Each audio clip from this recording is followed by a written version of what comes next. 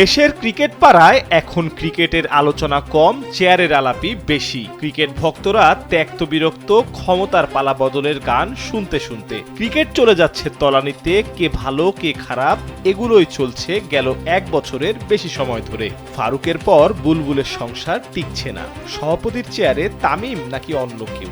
কি আসছে সেই পথ কিভাবে তৈরি হবে, পুনরায় নির্বাচন কবে, সেগুলোর প্রক্রিয়া শুরু হয়েছে অবশেষে।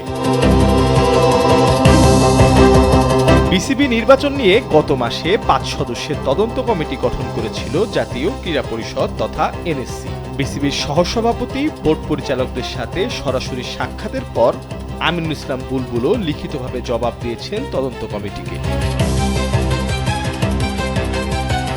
তবে যার সময় সেই আলোচিত আর বিতর্কিত নির্বাচন হয়েছিল, সেই সাবেক ক্রীড়া উপদেষ্টা আসিফ মাহমুদ সজীব ভুঁইয়াকে সাক্ষাতের জন্য ডাকা হলেও আসেননি তিনি। কেন অনুপস্থিত ছিলেন সেই ব্যাখ্যাও দিলেন এক ফেসবুক পোস্টে। আসিফের ভাষ্য মতে তদন্ত কমিটির প্রজ্ঞাপনেই সিদ্ধান্ত দিয়ে দেওয়া হয়েছে। উচ্চ আদালতে বিচারাধীন একটি বিষয়ে তদন্ত করে তদন্ত কমিটি এবং সংশ্লিষ্ট সকলে আদালত অবমাননা করেছেন। ক্রীড়া প্রতিমন্ত্রী বোর্ড ডিরেক্টরদের পরের বোর্ডে ডিরেক্টরের পদে লোভে রাজি না হলে ভয় দেখিয়ে পদত্যাগ করাচ্ছেন, এমন অভিযোগ তার কণ্ঠে। উচ্চ আদালতে বিচারাধীন বিষয় এবং স্বায়ত্তশাসিত প্রতিষ্ঠানের বিষয়ে তারা তদন্ত করতে পারেন কিনা সে বিষয়ে পাল্টা প্রশ্ন তুলেছেন আসিফ। সরাসরি অভিযোগের বাণে জর্জরিত করেছেন সাবেক এক ক্রিকেটারকে। তার মতে বোর্ড ভাঙায় এই ক্রিকেটার পেছন থেকে শুধু কলকাঠিই নাড়ছেন না, যোগাযোগ করছেন সরাসরি আইসিসিতেও।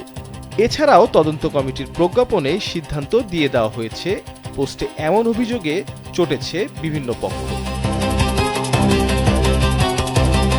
ক্ষমতার দ্বন্দ্ব তদন্তের প্রেক্ষিতে টালমাটাল দেশের ক্রিকেট। এই সমস্যা সুরাহা করতেই নিজ থেকেই উদ্যোগ নিয়েছে সরকার। এখন দেখার অপেক্ষা আইসিসির নিয়মের মধ্যে থেকে কিভাবে হয় ক্ষমতার পালাবদল, আর মাঠে কিভাবে ফিরে আসে ক্রিকেট। মির্জা সানোয়ার হোসেন, কালবেলা।